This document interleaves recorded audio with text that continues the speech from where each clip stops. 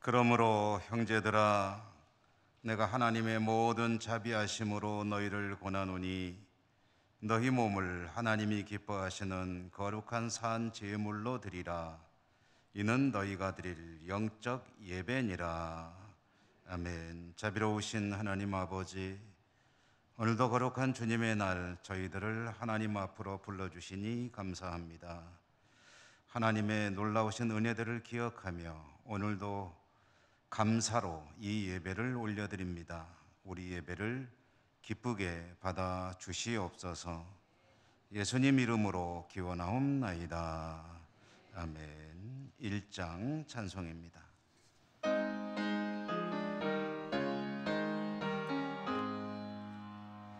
만복의 근원 하나님,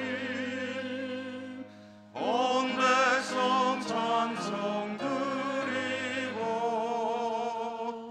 저 천사여 찬송하세.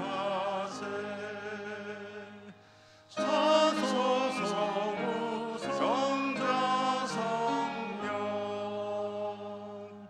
아멘.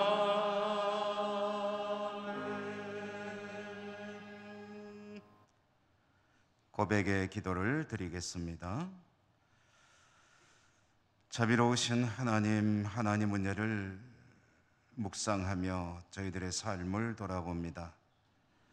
하나님께서는 저희 각자를 구원해 주시고 우리 한국 교회를 축복하시며 우리 민족 위에 은혜를 주셨습니다. 6월달 호국 보훈의 달, 우리 민족 위에 베풀어 주신 하나님의 은혜를 생각하면 우리 각자는, 또 우리 교회는, 우리 민족은 하나님 앞에 참으로 잘 살아야 하는데 많은 것이 부족합니다. 불쌍히 여기시고 용서해 주시옵소서. 코로나 상황도 잘 극복되게 하시고 오히려 전화위 복의 은총이 풍성히 임하게 하여 주시옵소서. 우리 한국교회, 우리 민족, 우리 각자는 하나님 앞에 더 잘 사는 나라요 민족이요 교회가 될 수 있도록 하나님 은혜 더하여 주시옵소서. 이 시간에 계속해서 침묵하며 하나님 앞에 우리의 모든 모자람과 부족함, 허물과 죄들을 고백합니다.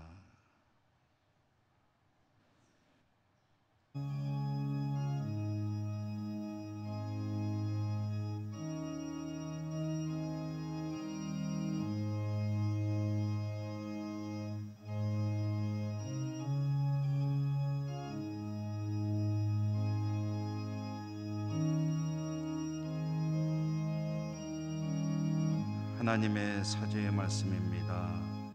내 이름으로 일컫는 내 백성이 그들의 악한 길에서 떠나 스스로 낮추고 기도하여 내 얼굴을 찾으면 내가 하늘에서 듣고 그들의 죄를 사하고 그들의 땅을 고칠지라. 아멘. 성시교도 교동문 38번 시편 92편입니다. 지존자여 시편금과 비파와 수금으로 여호와께 감사하며 주의 이름을 찬양하고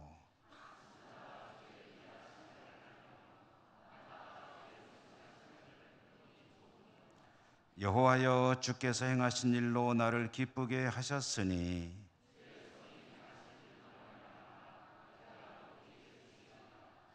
의인은 종려나무같이 번성하며 레바논의 백향목같이 성장하리로다.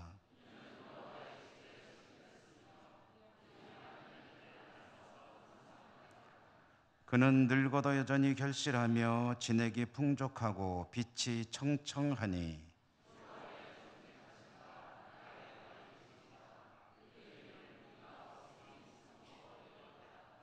아멘. 사도신경 신앙 고백합니다. 나는 전능하신 아버지 하나님, 천지의 창조주를 믿습니다. 나는 그의 유일하신 아들 우리 주 예수 그리스도를 믿습니다. 그는 성령으로 잉태되어 동정녀 마리아에게서 나시고 본디오 빌라도에게 고난을 받아 십자가에 못 박혀 죽으시고 장사된 지 사흘 만에 죽은 자 가운데서 다시 살아나셨으며 하늘에 오르시어 전능하신 아버지 하나님 우편에 앉아 계시다가 거기로부터 살아있는 자와 죽은 자를 심판하러 오십니다. 나는 성령을 믿으며 거룩한 공교회와 성도의 교제와 죄를 용서받는 것과 몸의 부활과 영생을 믿습니다. 아멘. 383장 찬송입니다.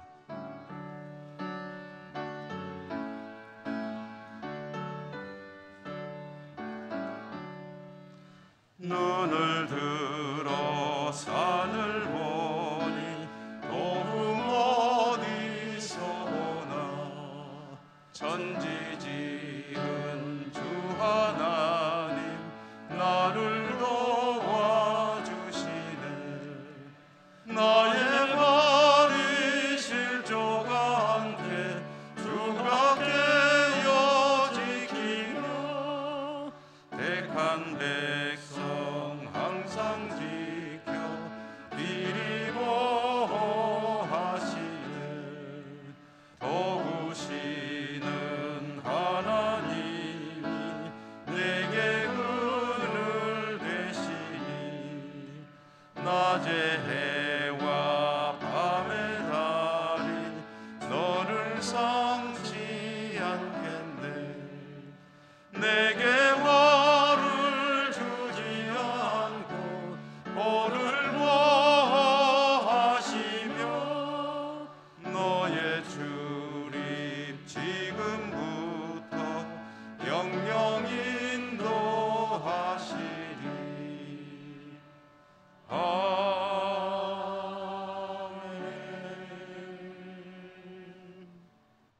김종락 장로님 기도 인도하시겠습니다.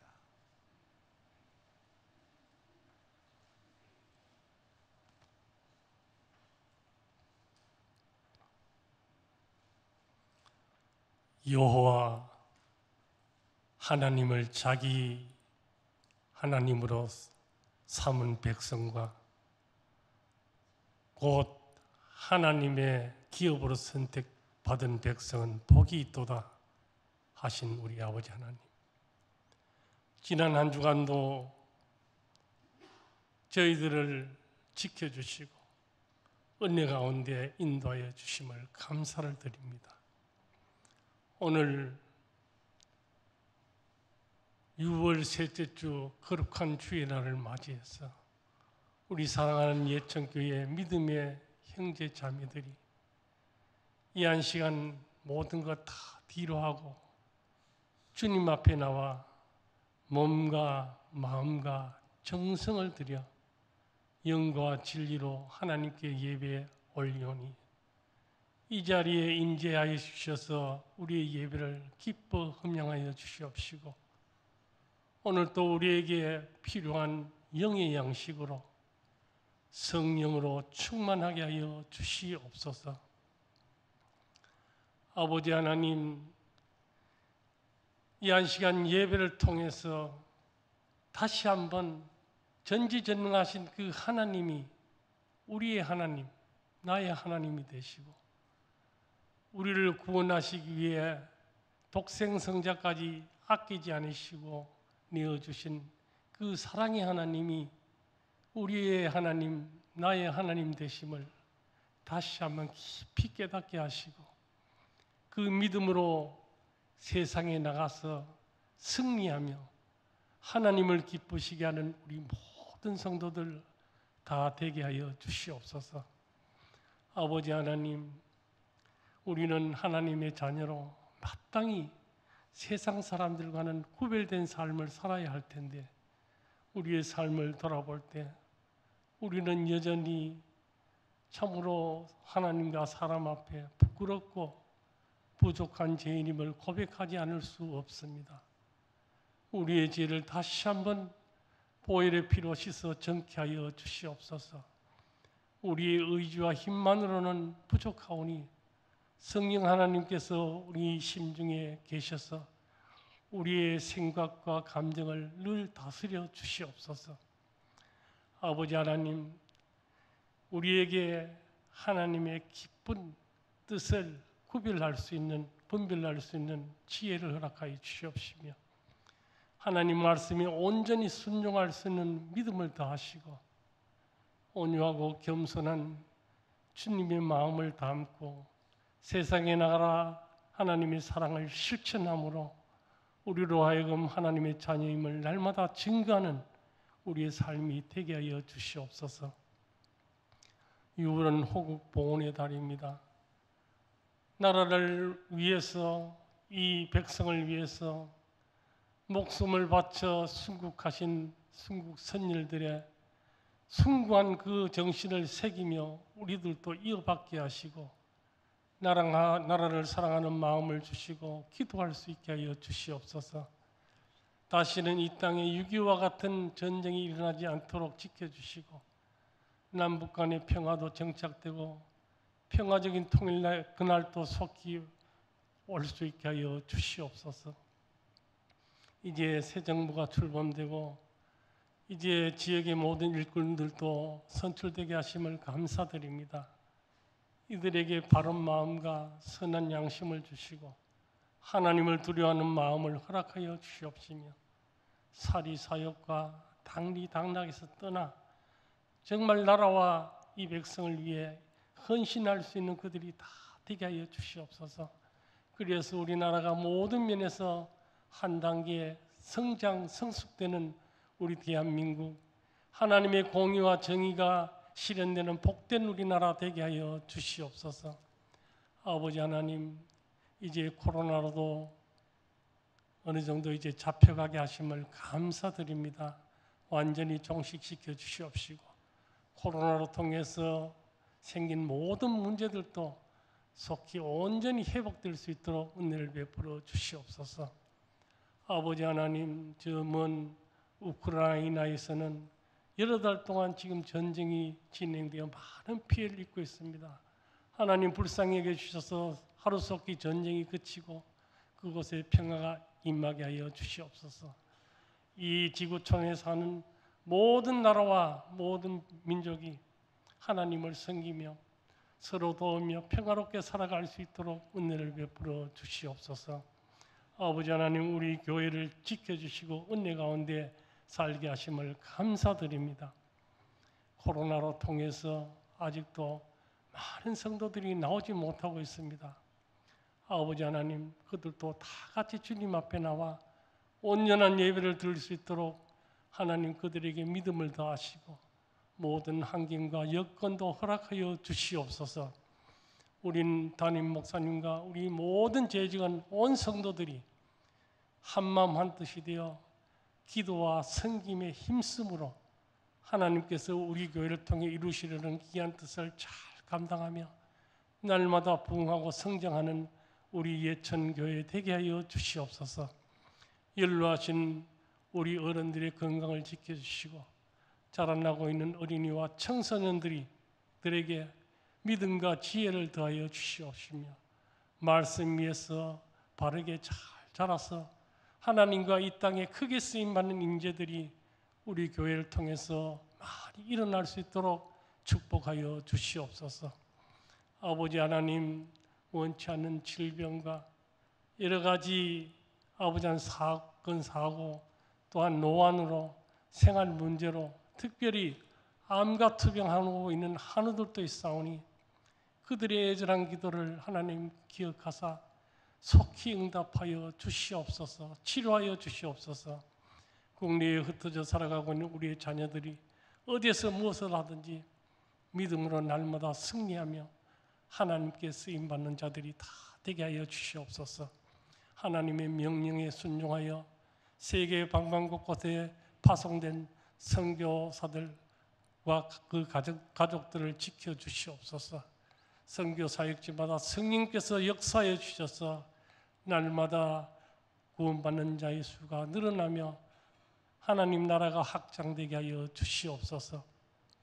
오늘도 우리 목사님 하나님 귀한 말씀 들고 여호와 앞에 서라는 말씀으로 증거하실 때 우리의 마음이 뜨거워지게 하시고 다시 한번 깨닫고 결단하며 그 말씀대로 순종해서 우리의 삶이 복되게 하여 주시옵소서.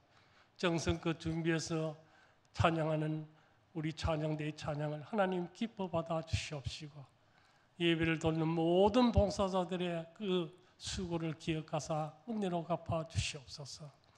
이 한 시간 예배드리며 각자 간구하는 기도를 하나님 들어 응답하여 주시옵소서.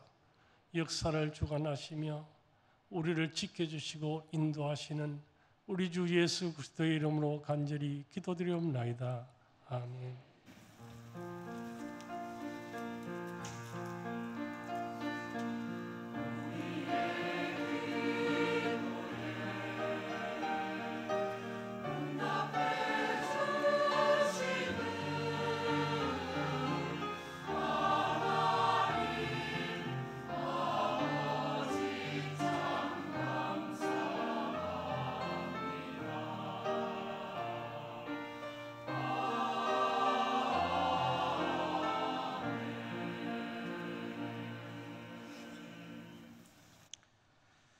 오늘 하나님께서 주시는 말씀을 봉독하겠습니다. 구약성경 열왕기상 19장 9절에서 14절까지입니다. 봉독합니다. 엘리야가 그곳 굴에 들어가 거기서 머물더니 여호와의 말씀이 그에게 임하여 이르시되 엘리야야 내가 어찌하여 여기 있느냐. 그가 대답하되 내가 만군의 하나님 여호와께 열심히 유별하오니 이는 이스라엘 자손이 주의 언약을 버리고 주의 제단을 헐며 칼로 주의 선지자들을 죽였음이오며 오직 나만 남았거늘 그들이 내 생명을 찾아 빼앗으려 하나이다.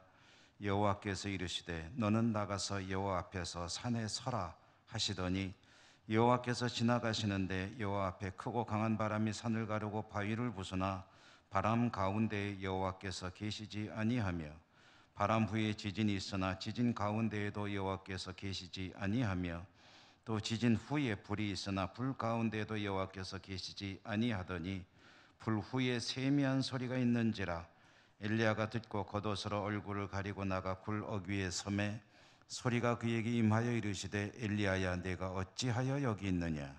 그가 대답하되 내가 만군의 하나님 여호와께 열심히 유별하오니 이는 이스라엘 자손이 주의 언약을 버리고 주의 제단을 헐며 칼로 주의 선지자들을 죽였음이오며 오직 나만 남았거늘 그들이 내 생명을 찾아 빼앗으려 하나이다. 아멘. 호산나 찬양대 하나님께 찬양 올려드립니다.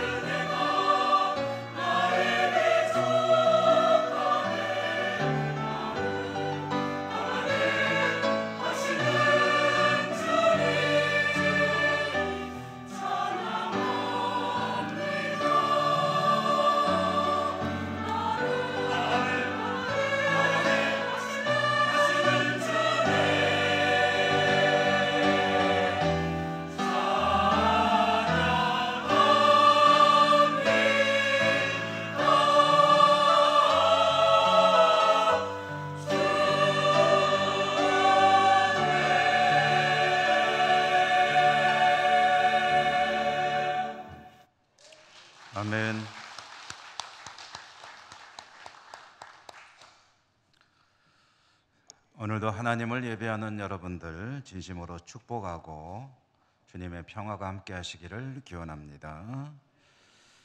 오늘은 여호와 앞에 서라라는 제목으로 말씀을 전해드립니다. 오늘 제가 봉독한 말씀, 하나님께서 주시는 이 말씀은 엘리야, 여호와 하나님과 엘리야 사이에 이루어지는 대화입니다. 그러니까 엘리야 이야기죠. 하나님의 종, 선지자 엘리야는 지금 도망하고 있는 중입니다. 도피 중에 있다는 거죠. 왕비 이세벨이 엘리야를 24시간 안에 죽이겠다고 선포한 그런 협박성 발언이 있은 지 얼마 안 되고 엘리야는 바로 도피길에 올랐습니다. 이 일, 엘리야가 왕비의 협박성 발언에 겁을 집어먹고 살기 위해 도피한 이 일은 사실 전후 관계를 통해서 보면은 잘 이해가 안 되는 대목 중에 하나입니다. 여러분 잘 아시다시피 엘리야라고 하는 인물, 엄청난 그런 사람 아닙니까? 그는 하나님의 위대한 종, 선지자였는데요. 성경에 많은 선지자들이 등장합니다마는 그 중에 선지자 중에 선지자, 대표격인 인물 하면은 바로 이 엘리야를 꼽지 않을 수가 없죠. 신약 성경을 읽다 보면 구약 성경 전체를 표현하는 용어 중에 하나가 율법과 선지자라는 말이 있습니다. 구약 성경의 두 기둥이죠. 율법과 선지서. 그런데 이 율법이라고 하는 말이 상징하는 인물은 모세입니다. 그러면 선지자의 대표는 누구냐면 바로 이 엘리야입니다. 그러므로 구약 성경은 사실은 전체를 놓고 사람으로 표현해 본다면 모세와 엘리야라는 이야기가 됩니다. 말하자면 엘리야는 성경적으로나 이스라엘 민족 입장에서 볼 때는 국부라고 할 수 있는 모세의 버금가는 쌍벽을 이루는 그런 인물이다라는 이야기가 되는 거죠. 그래서 그랬는지 이스라엘 백성들이 메시아를 기다리지 않습니까? 메시아를 기다릴 때 혈통은 다윗의 혈통이라고 하지만 그러나 그 인물 자체는 누구를 모델로 삼았느냐 하면 바로 이 엘리야를 모델로 삼았습니다. 그래서 엘리야와 같은 이가 이제 메시아로 우리에게 온다라는 그런 생각을 할 만큼 엘리야는 성경의 위대한 인물이죠. 엘리야는 하나님으로부터 사명을 받아 그의 사역을 감당하게 되는데 그가 받은 사명이 무엇이었습니까? 참 신이 누구냐?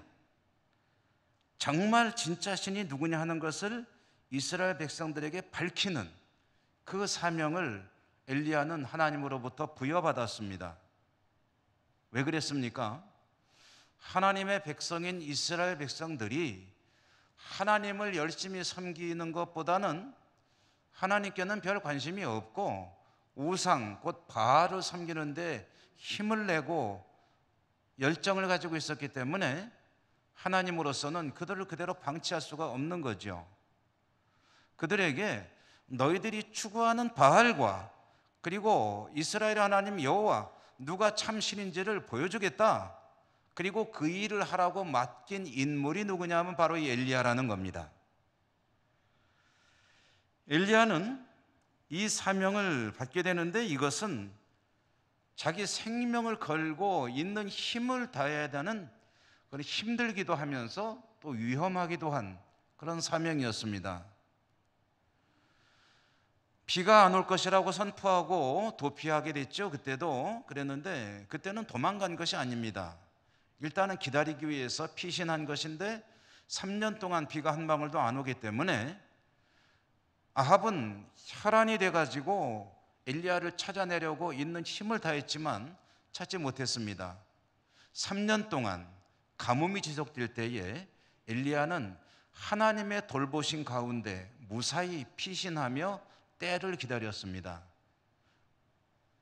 먹을 것이 떨어지는 그런 극심한 그런 궁핍한 시기였지만 하나님께서 먹이시니 엘리야는 굶지 않았습니다. 심지어는 하나님께서 까마귀까지 동원해가지고 엘리야를 먹여주셨습니다. 죽을 아이가 차나 죽는 바람에 상당히 곤란한 입장이 되었을 때는 하나님께 기도했더니 하나님께서 아이도 살려주기도 하셨습니다. 450명과 대결을 하게 되었죠. 갈멜산 정상에서 이 바알을 섬기는 선지자 450명과 홀로 대결을 해야 되는 그 현장, 얼마나 가슴 떨리는 장면이었겠습니까? 그러나 엘리야는 하나님을 의지하며 그 대결에 담대히 나가서 하나님을 선포했고, 하나님은 그런 엘리야에게 참 신이 누구인지, 거기 있는 모든 군중들에게 참 신이 누구인지를 아주 명확하게 보여주셨습니다. 엘리야와 하나님의 위대한 승리였죠. 엘리야는 그곳에 있던 450명의 우상의 선지자들을 다 제거했습니다. 그리고 비가 내려오는 그런 기도를 드렸고, 엘리야가 기도할 때 비가 내렸죠.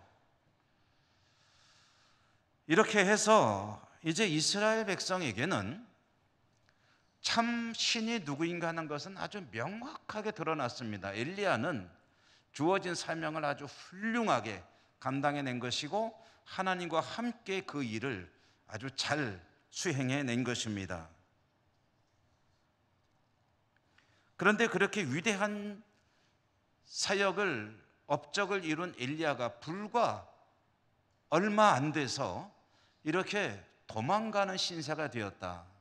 왜 도망갔느냐?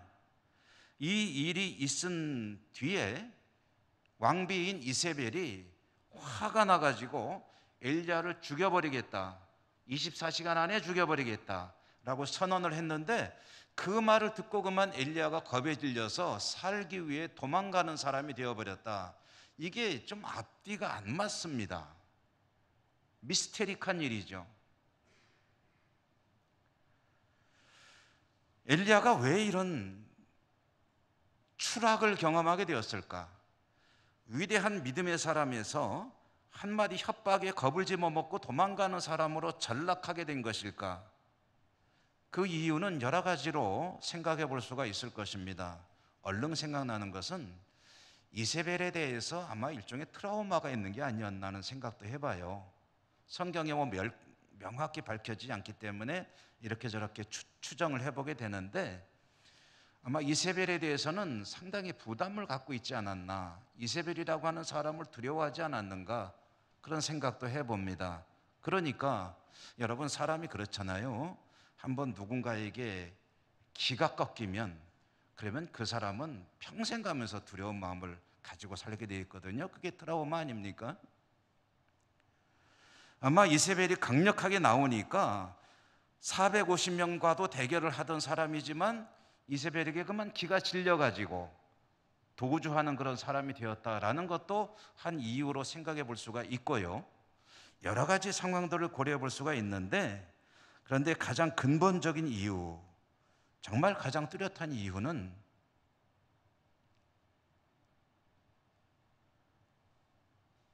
엘리야가 낙심하고 좌절하고 탈진했기 때문에 그렇게 된 것이다, 이렇게 생각을 해야 될 것 같습니다. 제가 같습니다라고 표현한 것은 성경에 그렇다라고 나와 있지는 않기 때문에 가장 합리적으로 추리를 해볼 때 그렇다는 이야기인데요. 여러분 어떻습니까? 엘리야 입장에서 3년 동안 죽을 고생하면서 숨어 지내다가 이제 이 일이 빵 하고 터졌습니다. 터졌는데 정말 통쾌하게 승리를 했고 3년 동안 비 스톱했는데 다시 비도 내렸고 모든 것이 다 이제 끝났다라고 생각하는 시점이 된 것이죠. 그리고 아주 성공적으로 일을 마무리를 지었죠. 그랬는데 이렇게 다 되었다라고 생각을 한 엘리야가 이세벨의 협박을 받을 때 그게 아니라는 것을 깨닫게 된 것입니다. 여러분, 엘리야가 이와 같이 승리를 했을 때 어떤 생각, 어떤 기대를 가지게 되었을까요? 이제 참신 하나님이 드러났으니 아합과 이세벨의 기세는 푹 꺾일 것이고, 이스라엘 백성들은 하나님이 참신인 것을 알았으니 하나님 앞에 나와 회개하고 하나님을 잘 믿는 믿음 생활을 할 것이고, 하나님은 그런 이스라엘의 회개를 받아들이시고 이스라엘 민족을 축복하실 것이고, 그리고 자신도 이제는 고생 그만하고 이제는 하나님의 선지자로서 좀 평탄한 삶을 살 수 있겠구나 라는 기대를 했겠죠. 아닙니까? 아예 이 때를 바라보고 죽을 고생하면서 다 준비하고 해서 드디어 성공한 거예요. 근데 성공했는데, 그래서 이제는 좀 말하자면 고생 끝인 줄 알았는데, 그런데 이세벨의 협박을 받는 순간 이세벨은 조금도 손상을 받지 않았고, 여전히 아합과 이세벨은 기세가 등등하고, 이스라엘은 충격은 받았겠지만 별로 변하는 것 같지도 않고, 아직도 갈 길이 멀구나 라는 생각을 할 때 그만 엘리야는 낙심하고 절망하고 주저앉지 않을 수 없었다라는 것입니다.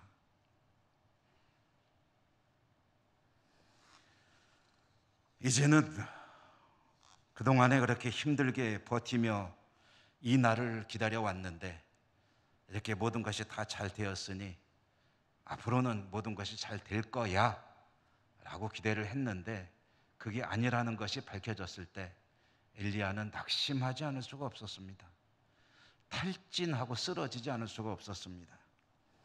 맥이 쭉 빠진 거죠. 이제 이세벨의 칼을 피해서 도망가지 않고는 견딜 수 없는 그런 공포가 밀려왔습니다. 엘리야는 이세벨의 칼을 피해서 도피길에 나서게 되는데요, 성경에 보니까 한 40일 이상을 간 것 같아요. 40일 이상을 갔는데 어디로 갔냐면은 호렙산으로 갔습니다. 호렙산, 엘리야는 여러 도피할 곳이 있을 텐데 왜 호렙산으로 간 것일까 하면은, 이 호렙산은 성경에서 보면 하나님의 산으로 알려지고 있는 곳입니다.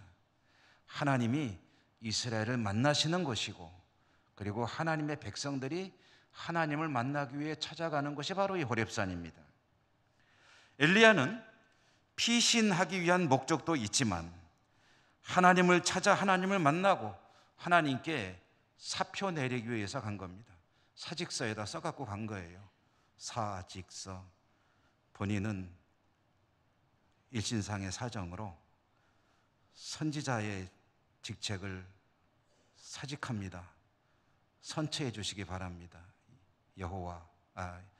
엘리야 해가지고 말하자면 써가지고, 하나님 다른 사람 찾아보십시오. 저는 이제 그만할랍니다 라고 말하기 위해서 호렙산 하나님을 향해 간 거죠. 호렙에 당도했습니다. 40일이나 넘게 갔으니 얼마나 피곤하겠습니까? 엘리야는 한 구울을 찾았습니다. 굴에 들어갔습니다. 지쳐 쓰러졌겠죠. 그렇게 쓰러져 숨을 헐떡이고 있을 엘리야에게 하나님의 음성이 들려왔습니다. 하나님께서 하시는 말씀이 뭐냐면, 오늘 성경 우리가 보았죠. 엘리야야, 내가 어찌하여 여기 있느냐?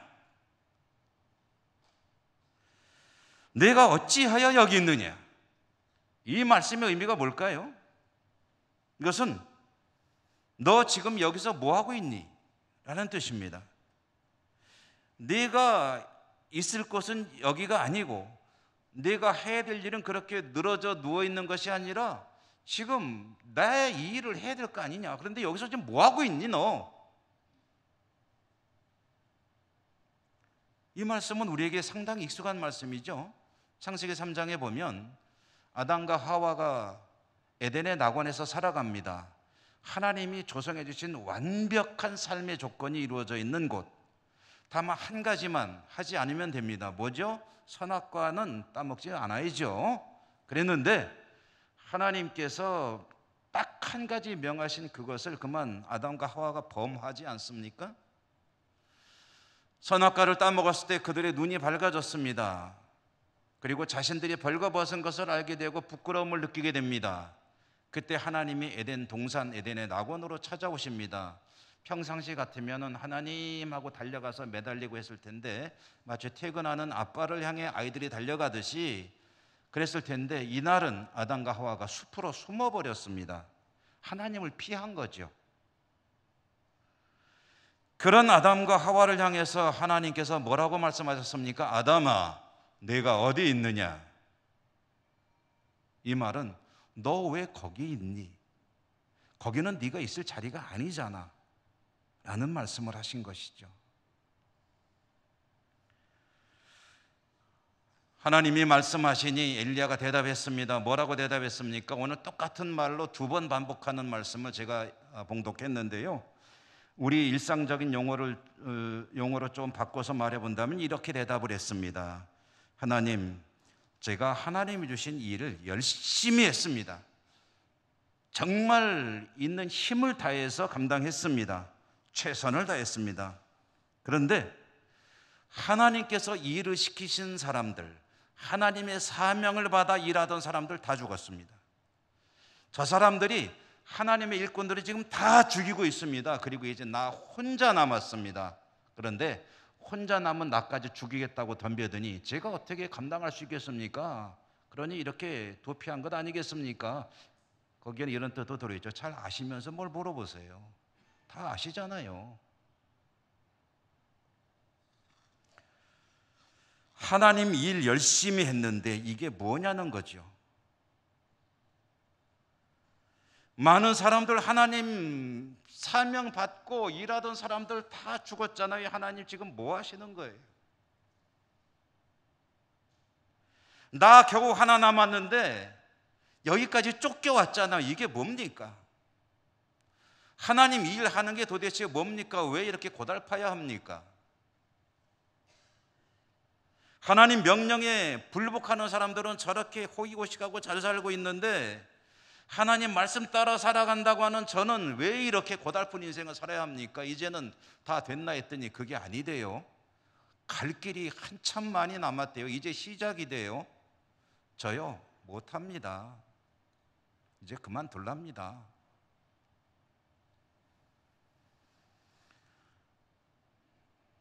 엘리야의 하나님을 향한 이 질문, 이 항변, 이 불평, 사실 이것은 낯선 것은 아닙니다. 이 땅을 살아가는 모든 하나님의 사람들이 누구나 가질 수 있는 그런 생각이고 불만입니다. 표현을 하고 안 하고의 차이가 있을 뿐 근본적으로 이런 생각은 누구나 다 가지고 있습니다. 그렇기 때문에 가끔 하나님께 질문하잖아요. 하나님, 왜 안 믿는 사람들이 잘 되고 믿음 생활을 하려고 애쓰는 사람들은 이렇게 고달픈 겁니까? 이 근본적인 질문은 사실은 해결이 안 되고 계속 마음속에 남아있는 거 아니겠습니까? 그래도 꾹 참고 하나님 앞에 헌신하고 충성하고 있는데 도대체 왜 하나님은 내 신앙에, 내 순종에, 내 헌신에 합당하게 대우해 주지 않으시는 겁니까? 이러면 안 되는 거 아닌가요? 라는 질문을 던지고 있는 거죠. 이것은 하나님이 이해가 되지 않는 엘리야의 근본적인 생각의 표현이기도 하고 또 분노의 표현이기도 합니다. 마음속으로 분노하고 있습니다. 차마 하나님께 노골적으로 대들지는 못하지만, 근데 여러분, 이제 하나님과 엘리야의 대화를 우리는 이렇게 옆에서 지켜보고 있잖아요. 마치 연극이나 드라마를 보듯이 이렇게 볼 때 엘리야의 이와 같은 당돌한 태도가 여러분 어떻게 느껴지십니까? 올바른 겁니까? 아니면 에이구 저러면 안 되지 그래도 그런 생각이 드십니까? 어떠신가요?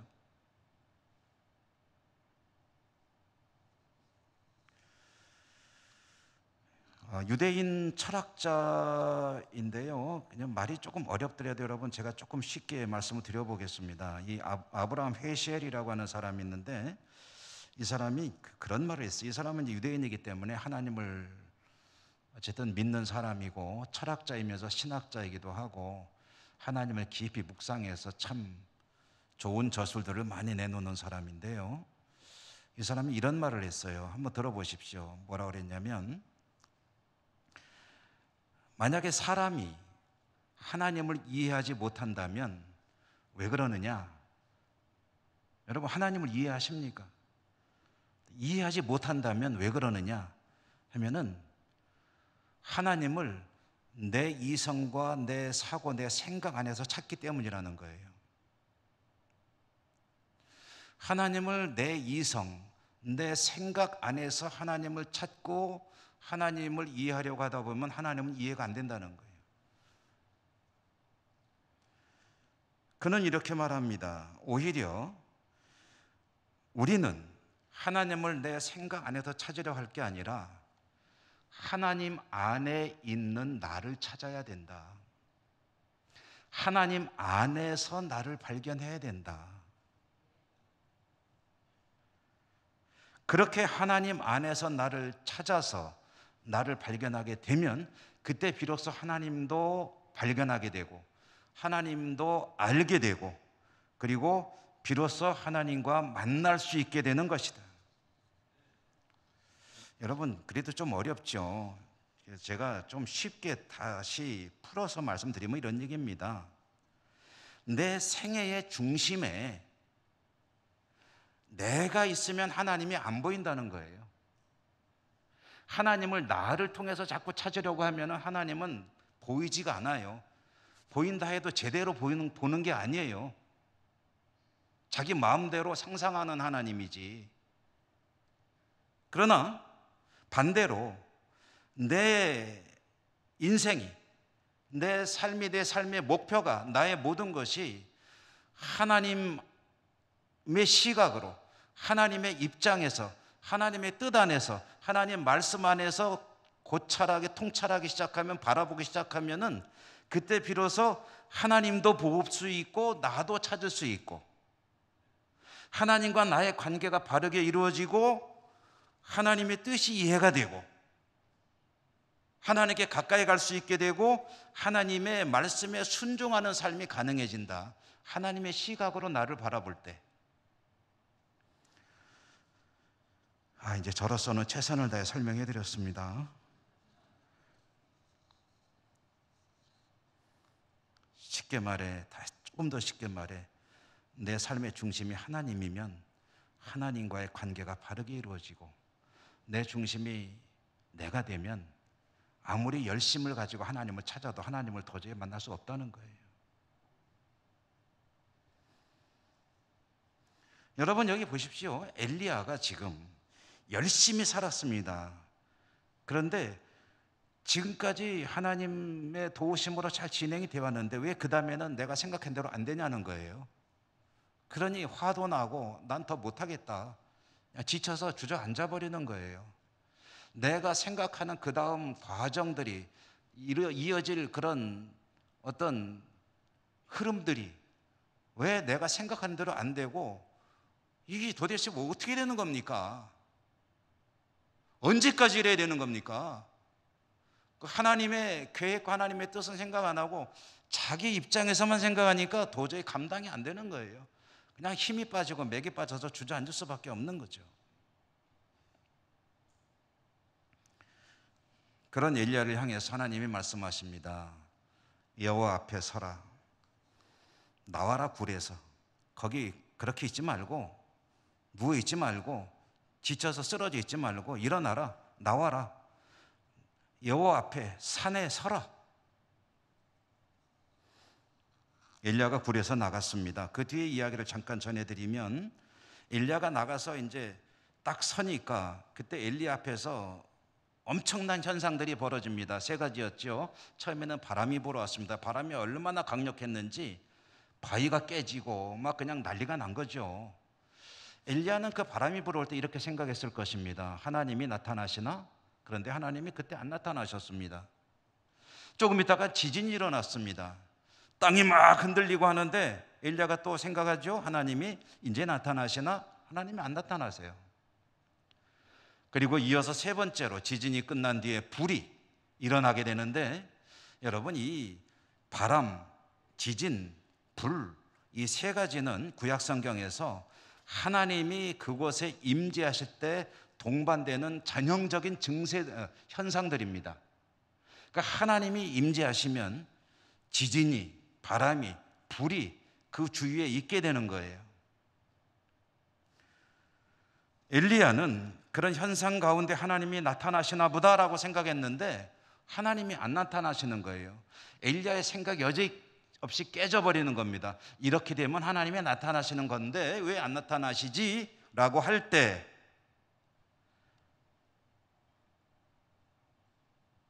세 가지 현상 뒤에 조용히 들려오는 조용한 고요한 속삭임이 있습니다. 소리가 있는 거죠. 조용한 소리, 그것은 하나님의 음성이었습니다. 하나님께서 엘리야를 찾아오셔서 만나주시는데 엘리야의 선입관을 깨버리고 엘리야가 상상하지도 못했던 방법으로 찾아오셔서 만나주시는데 엘리야의 사명을 다시 새롭게 해주십니다. 엘리야를 만나시는 하나님의 그 음성, 그것은 네가 어떤 생각을 하든지 간에 나는 여전히 너와 함께 있다. 그리고 네가 어떻게 생각하든지 간에 나는 지금도 너와 함께 이 일을 하고 있고 앞으로도 일할 거다. 그 음성을 들을 때 엘리야에게는 새로운 그런 동기가 부여가 되고 그 뒤의 이야기를 읽어보면 하나님께서 맡기신 나머지 사명을 감당하는 이야기가 이어지게 됩니다. 그 뒤 이야기는 오늘 이야기 여러분께 말씀드리지 않을 거고요.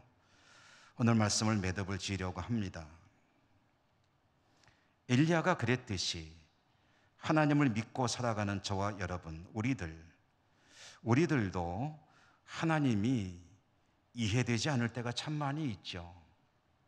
하나님이니까 그러시겠지라고 생각은 하지만 사실 하나님은 이해되지 않는 분이십니다. 하나님을 이해하겠다는 생각 자체가 그것은 사실은 불가능한 일을 하겠다고 하는 거예요. 여러분, 하나님은 이해되는 분이 아닙니다. 우리 이성으로 이해할 수 없는 분이에요. 그런데 이해하겠다고 덤벼드는 것은 그것은 불가능에 도전하는 일이에요. 어떻게 하나님을 연약한 인간이 이해할 수가 있습니까? 하나님 그러는군요. 알겠습니다. 나하고 통하네. 안 됩니다. 하나님을 이해하지 못하니까 하나님께서 하시는 일이 불만스러울 때가 있습니다. 왜 그러시냐고, 이러면 안 되는 거 아니냐고.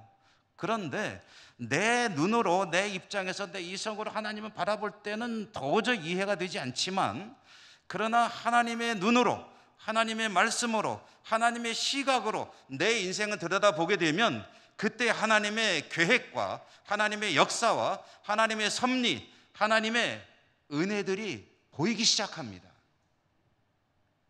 그리고 내 삶에 대해서 하나님 말씀과 뜻에 따라야 되겠다는 확신을 가지기 시작합니다.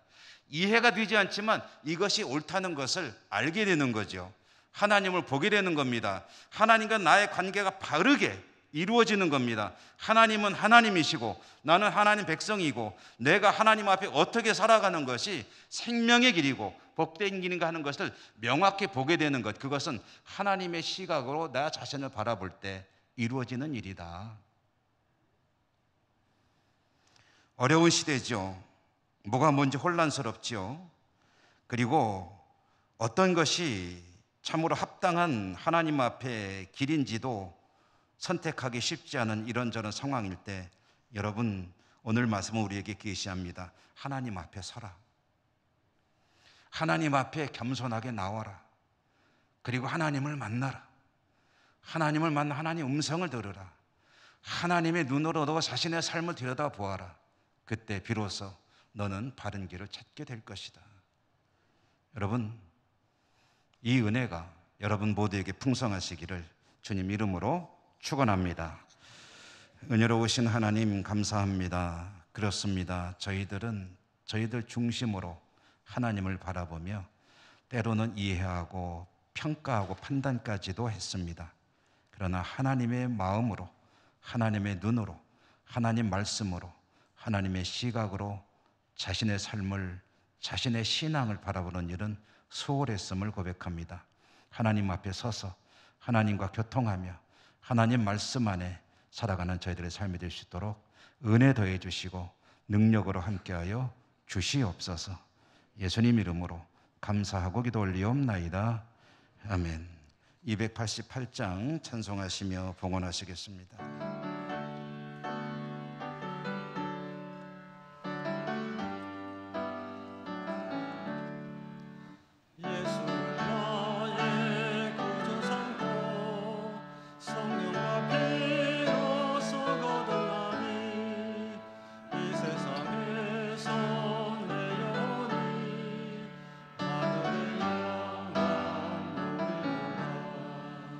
이것이 나의 간증이요 이것이 나의 찬송일세 나 사는 동안 끊임없이 구주를 찬송하리로다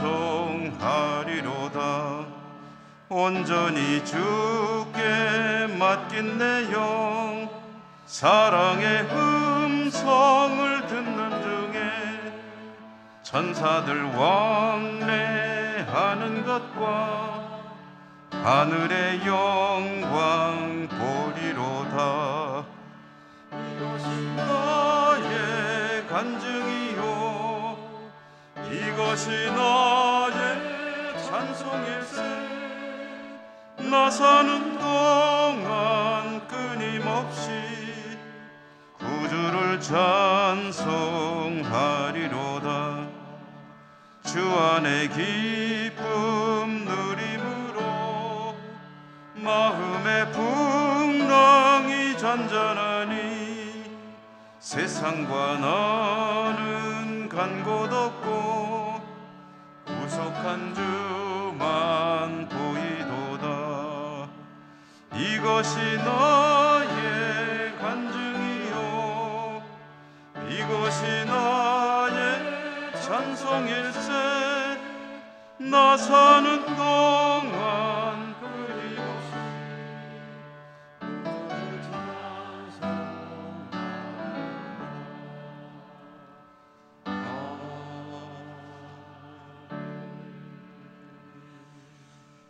하나님, 오늘도 복된 성일 하나님을 예배할 수 있는 은혜 주시고 하나님 앞에 나오는 저희들이 하나님께 드릴 예물을 가지고 올 수 있는 믿음과 여건을 주셨으니 감사합니다. 오늘도 정성을 다해 준비해 왔습니다. 올려드립니다. 기쁘게 받아주시고 예물 쓰일 때 하나님의 영광 크게 드러나고 하나님의 뜻이 이루어지는 역사 있게 하시고 드리는 저희들의 삶은 더욱 복되게 하여 주옵소서. 나 중심이 아니라 하나님 중심으로, 나의 눈이 아니라 하나님의 눈으로, 나의 생각이 아니라 하나님의 생각으로 스스로를 들여다볼 수 있는 은혜가 있게 하여 주시옵소서. 예수님 이름으로 감사하고 기도 올리옵나이다. 아멘.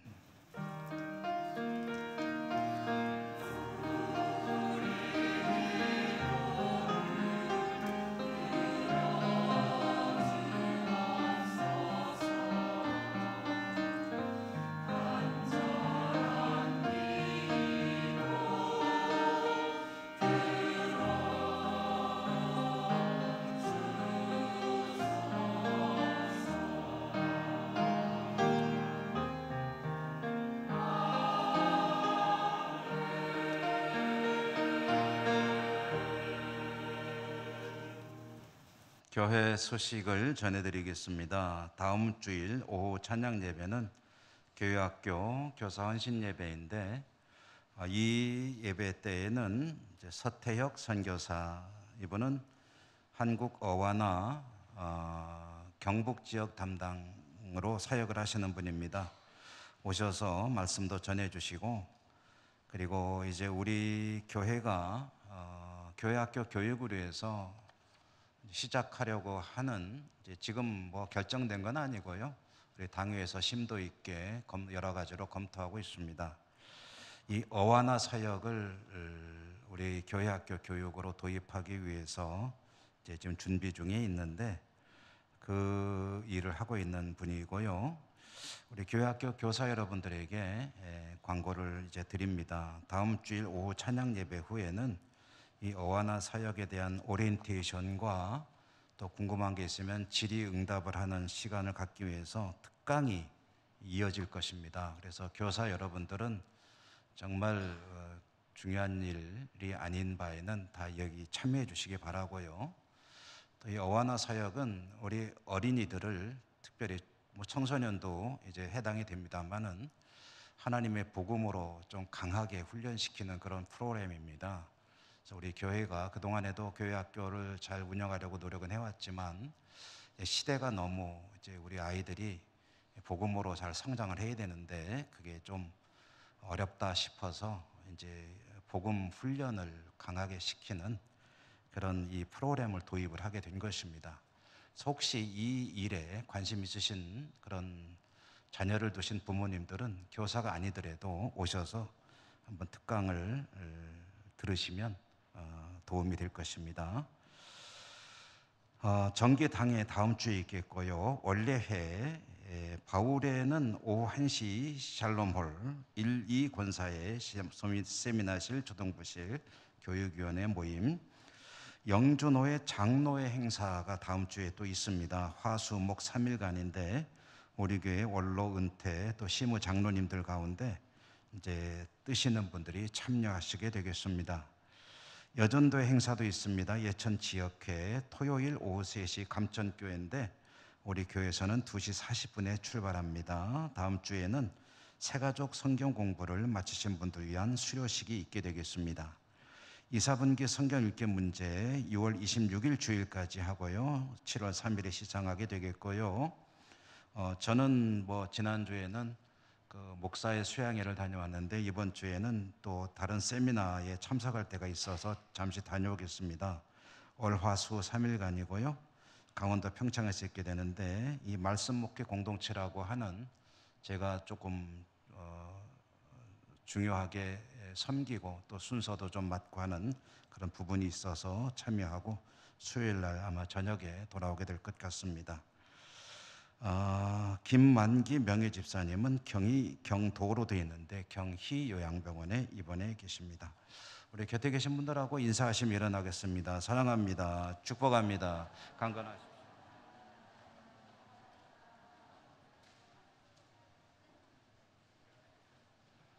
주기도송과 축도로 예배를 마치겠습니다.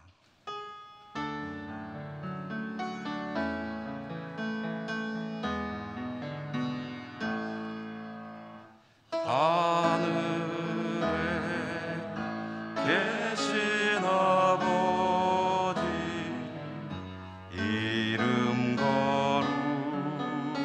거룩하사 주님 나라 임하시고 뜻이 이루어지이다.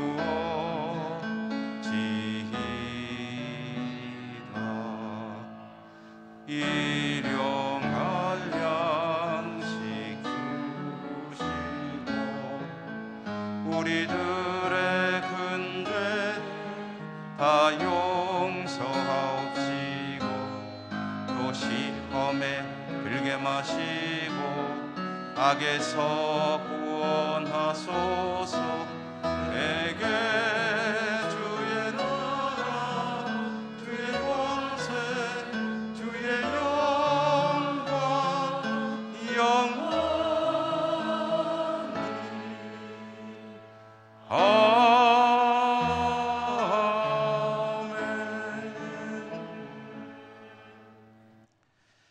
자비로우신 하나님, 하나님을 예배하고 주의 백성들은 또다시 치열한 삶의 자리로 나갑니다.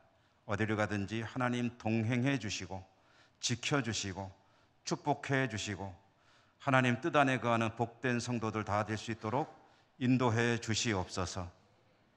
각지 흩어져 살아가는 우리 사랑하는 모든 가족들 있는 곳마다 하나님께서 또한 복내려 주시옵소서. 예수님 이름으로 간절히 기도드립니다. 아멘. 주 예수 그리스도의 은혜와 하나님 아버지 사랑과 성령님 교통하심이 주의 백성들 머리머리 위에와 저들의 모든 삶의 자리들 위에 항상 함께 하시옵기를 축원하옵나이다. 아멘.